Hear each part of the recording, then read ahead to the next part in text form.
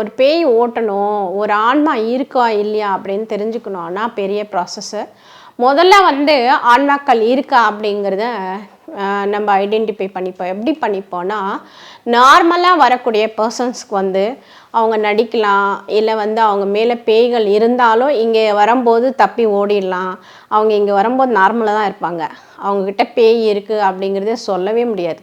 அப்போ நம்ம எப்படி அவங்கள அனலைஸ் பண்ணுவோம் அப்படின்னா, ஏதோ ஒரு நம்மகிட்ட இருக்கிற குரானின் எழுத்துக்கள் மூலயமா எழுதி வச்சிருக்கிற ஒரு புக்கோ இல்லை ஒரு எந்திரத்தையோ அவங்கக்கிட்ட சும்மா பிடிக்க சொல்லுவோம்.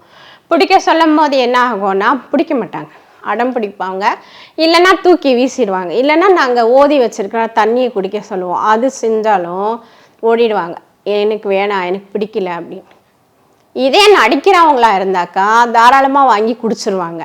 அது வாங்கி கையில் வச்சுப்பாங்க. அப்போ ஈஸியாக நாங்கள் கண்டுபிடிச்சிருவோம், இவங்களுக்கு ஆன்மா தொல்லை இல்லை.